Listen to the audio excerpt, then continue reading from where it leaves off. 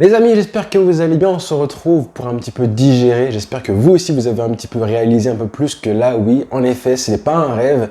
Lionel Messi a remporté la Coupe du Monde. L'Argentine a remporté sa 3e étoile sur le maillot. Et surtout, info importante depuis hier, c'est que Lionel Messi continuera avec l'Argentine au moins jusqu'à 2024. Ça, c'est important et je voulais y revenir parce que mine de rien, ça peut un peu changer la face du football un peu plus. Il ne prend pas sa retraite internationale. Aujourd'hui, jour important puisque les joueurs argentins sont revenus cette nuit à Buenos Aires en avion. On les a vus accueillis par la foule, ça a été incroyable. Et du coup, aujourd'hui, à Buenos Aires, ils vont présenter le trophée de la Coupe du Monde au public argentin. Ce sera un moment incroyable. Je pense qu'il y aura des scènes de liesse incroyable. Je vous conseille vraiment d'aller voir les images qu'il y aura aujourd'hui, ça reste d'être incroyable. Le gouvernement argentin a décrété un jour férié, que ce mardi 20 décembre 2022 serait un jour férié.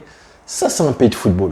Ça, c'est un pays de foot, un peuple de football que j'admire, que vraiment c'est le plus grand peuple de football de loin. Parce que cette folie, cette ferveur-là, vous la trouverez jamais, hein. Vous trouverez ça nulle part ailleurs dans le monde. Donc je pense on va assister à quelque chose qu'on n'a jamais vu. Nous, en tout cas, nous, en tant que fans de football, pour ceux qui ont plus de 40 ans peut-être, en tout cas, nous, en termes de ferveur, on verra des images qu'on n'a jamais vues auparavant. Même si hier, quand même, on a vu des belles images, je trouve, devant les Champs-Élysées, enfin, devant la place de la Concorde, alors qu'en 2018, moi, j'y avais été, et malheureusement, on avait gagné, et pourtant, il n'y avait pas eu de célébration, les joueurs n'étaient même pas venus devant le Concorde. Mais aujourd'hui, l'Argentine, ce sera un jour férié pour eux. Messi va venir présenter le trophée au peuple argentin. Donc, comme je disais, jour férié, pour que la fête soit plus grande, pour que tout le pays fête avec les joueurs et surtout pour que Lionel Messi soit définitivement adopté en tant qu'égal de Maradona. Pas en tant qu'icône évidemment, parce que Maradona, ça reste une icône inégalable en Argentine. Il a une place dans la société qui est franchement indétrônable, mais plutôt égal de Maradona en tant que légende du football argentin. Donc forcément, ce sera un moment super important. Comment le public argentin va se comporter, comment évidemment il va réagir lui-même Messi, comment il va être conquis par la foule, l'espèce de communion, j'espère qu'il y aura beaucoup d'émotions. Ça se passera en plus en plein centre-ville en Argentine, à Buenos Aires, à la place de la République, avec la grande obélisque qui ressemble à celle de Paris. Je pense que vous avez forcément dû voir des images. Il y aura un monde colossal, forcément. Il y avait déjà un monde avant-hier quand l'Argentine a été sacrée.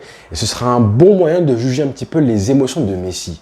Comment il va réagir? On va pouvoir estimer un petit peu le bonheur qu'il ressent. Parce que là, je ne sais pas si vous vous rendez compte, mais je pense qu'il prend un plaisir qu'il n'a jamais pris avec ce maillot argentin. Je pense qu'il prend du plaisir à jouer avec ces mecs-là. Raison pour laquelle je pense que c'est pour ça, justement, qu'il a décidé de continuer avec l'Albiceleste, parce qu'il se dit franchement, je prends tellement de plaisir, j'éprouve tellement de bonheur à jouer avec ces mecs-là, avec ces jeunes joueurs-là, avec ces soldats, ces jeunes joueurs, ces jeunes soldats qui sont tous derrière moi en plus, derrière lui, vraiment qui forment une espèce de contingent, vraiment, des gardes du corps. Et puis forcément, c'est la meilleure génération que lui ait connue en tant que joueur confirmé. Là, on est loin des générations très médiocres que Messi avait en sélection. Clairement, quand il avait des équipes avec des mecs comme, je sais pas moi, Biglia, Ever Banega, Marcos Rojo, Fazio, rappelez-vous, le gardien Franco Armani qui a été titré, mine de rien, là au mondial au Qatar, et peu importe, ou même pire à l'époque, Willy Caballero, rappelez-vous de son mondial en 2018. Bref, tout ça pour dire qu'on a souffert. Messi a souffert, et je pense que le fait d'avoir une génération avec des joueurs aussi jeunes et talentueux, avec une génération vraiment prometteuse, des joueurs qui ne sont même pas encore confirmés, comme Alvarez, comme Enzo Fernandez, qui sont très jeunes, je pense qu'il doit se dire, j'ai encore envie de profiter avec ces mecs-là, parce que franchement, c'est rare et c'est une chance inouïe d'avoir une génération comme ça. Alors moi, je le comprends, cette décision, mais quand même, je me dis que attention, parce qu'il y a un risque. Il y a un risque parce que honnêtement, qu'est-ce qu'il peut faire de mieux? Qu'est-ce qu'il peut faire de mieux? Qu'est-ce qu'il peut aller chercher de plus haut que ce qu'il a déjà fait là avec ce mondial et la Copa América et la Finalissima en 1 an et demi? Qu'est-ce que tu peux faire de mieux? Sans oublier les JO qu'il a remportés en 2008. Là maintenant, et d'ailleurs très important que là maintenant, si on fait le bilan maintenant, là Messi et Di Maria, ce sont les seuls joueurs de l'histoire du football, quand même de l'histoire du football, à avoir remporté tous les titres possibles en sélection. Et pour Messi, on peut même ajouter la Coupe du Monde 2005 des moins de 20 ans qu'il avait remporté avec l'Albiceleste. Donc là, par contre, il est le seul de l'histoire du football à avoir tout remporté. Deuxième record, c'est que là, Messi, avec le mondial, il est devenu le 6e homme après Beckenbauer, Gerd Müller, Zidane, Rivaldo et Ronaldinho à avoir remporté tous les trophées individuels plus collectifs, à savoir les trophées majeurs, je parle, avec la Coupe du Monde, la Coupe continentale, que ce soit Euro, Copa América, peu importe, la Ligue des Champions, le Ballon d'Or, un championnat national. Et là, si tu ajoutes en plus la variable des Jeux Olympiques, il est tout seul quand même. Donc il a tout gagné, ça y est, c'est officiel. Il a fini le jeu. Sans parler évidemment des souliers d'or. Mais bon, ça, c'est pas forcément équitable parce que c'est réservé aux attaquants. Mais du coup, qu'est-ce qu'une deuxième Copa América, si on parle de 2024, qu'est-ce qu'elle pourrait apporter à Messi, hein? Qu'est-ce que la Copa América qui se jouera du coup en Équateur, et je pense que j'y serai si tout va bien, qu'est-ce qu'elle va apporter à Messi? Honnêtement, après avoir gagné la Coupe du Monde, après avoir gagné et fait une Coupe du Monde XXL, 7 buts, 5 passes décisives, des actions légendaires, des actions qui vont rester dans l'histoire de la Coupe du Monde. Hein. Rappelez-vous, là, on oublie un petit peu, mais sa passe décisive face aux Pays-Bas, son but contre le Mexique, hein, qui change toute la Coupe du Monde, sa passe décisive qui est pour moi la plus belle passe décisive de l'histoire de la Coupe du Monde en demi-finale face à la Croatie. Mais aujourd'hui, avec tout ça, si Messi s'arrête, ça aurait été très bien. Ça aurait été vraiment très bien. Mais non, apparemment, Messi a déclaré qu'il voulait jouer en tant que champion du monde avec les 3 étoiles sur le maillot. Et franchement, je respecte totalement cette décision aussi. C'est beau comme symbole. Il veut jouer en tant que champion du monde avec les 3 étoiles et l'écusson évidemment de la FIFA ici en tant que champion du monde en titre.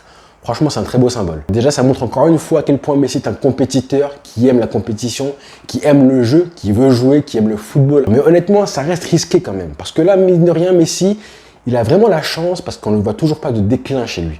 On ne voit toujours pas de déclin. On voit quand même un déclin physique, bien sûr.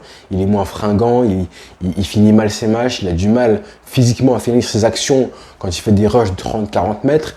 Mais en tout cas, en termes de qualité footballistique, on ne voit pas encore de déclin. Il arrive à s'adapter à l'effort, à comment vraiment piquer au bon moment. Mais en tout cas, hein, techniquement, il reste toujours aussi fort. Bon, vous allez me dire, techniquement, c'est normal parce que tous les joueurs de foot progressent techniquement et finissent, forcément, quand tu es joueur de foot, tu finis ta carrière beaucoup plus fort techniquement que tu l'as commencé. Bon, à part CR7, lui, c'est le seul, mine de rien, qui a réussi à régresser techniquement au cours de sa carrière. Mais sinon, globalement, tous les joueurs progressent techniquement. Mais lui, Messi, hein, il a cette chance inouïe, pour l'instant en tout cas, hein, de ne pas avoir connu de déclin dans son football. Pas encore. Il joue encore les plus grands matchs, les plus grandes affiches du football. Il joue encore pour les plus grands titres possibles à aller chercher, hein, pour aller gagner la Ligue des Champions avec le PSG, pour peut-être gagner un ballon d'or. Là, à 35 ans, il vise encore l'excellence. Et ça n'a pas changé depuis maintenant près de 20 ans. Peut-être qu'il aura un ballon d'or à 36 ans cette année, là, vraiment. C'est ça qu'il vise. C'est ce qu'il vise pour la fin de la saison, quand il aura 36 piges. Pendant que d'autres joueurs de 37 ans sont au chômage, vont se battre pour chercher un club, tout simplement, et vont aussi se battre pour trouver une place de titulaire dans ce club-là. Bon courage à eux. Rappelez-vous, hein, de tous ces débats qui étaient pour moi immondes, sur ceux qui regrettaient que Messi ait choisi du coup l'Argentine aux dépens de l'Espagne comme sélection nationale. Ça, moi, à l'époque, ça me choquait vraiment, parce que pour moi, hein, ça demandait à Messi de renier son identité pour aller gagner des trophées. Et ça, honnêtement, hein. Mais Messi, il est argentin. Et je pense, hein, que les gens ne se rendent pas compte, hein, de la valeur de gagner un titre avec l'Albi Céleste ou avec l'Espagne. C'est pas la même chose. Gagner une Coupe du Monde avec l'Espagne ou avec l'Argentine, hein, là, je pense qu'en tant qu'Argentin, comme il était, hein, comme il est né là-bas, je pense qu'en termes de valeur, gagner un titre avec l'Albi Céleste, avec l'Argentine, hein, pour sa trace dans le football, c'est 10 fois plus légendaire qu'avec n'importe quel pays, à part peut-être le Brésil. Mais s'il avait gagné avec l'Espagne, ça aurait été tellement facile, ça aurait été largement plus facile. Là, après tout ce qui s'est passé, les finales perdues, l'histoire elle est tellement plus belle comme ça, 36 ans sans titre. Pour moi, c'est largement plus glorieux et gratifiant d'avoir gagné comme ça un titre avec l'Albi Céleste. Surtout avec la pression mise par le peuple argentin.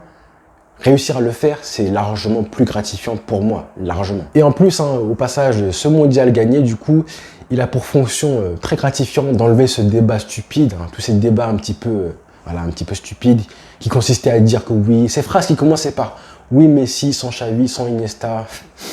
Ah les frères, à l'époque, on savait rire à l'époque. Aujourd'hui, quand on voit ce que Messi a gagné sans Xavi, sans Iniesta, il a gagné la Coupe du Monde sans eux, la Copa América, 2 ballons d'or, peut-être un 3e en juin prochain. Alors peut-être que Messi, du coup, ira gagner une Copa América, une 2e Copa América. Et dans ce cas-là, ce serait cool, hein, parce que du coup, ce serait exactement le même palmarès que ce qu'il aurait pu avoir avec l'Espagne s'il était devenu espagnol, à savoir une Coupe du Monde et 2 euros. Là, une Copa América, enfin 2 Copa América du coup et une Coupe du Monde, pourquoi pas? Et surtout, hein, je pense pas qu'on pourra dire que Messi force, puisqu'il a gagné, il a déjà gagné, il pourrait s'arrêter.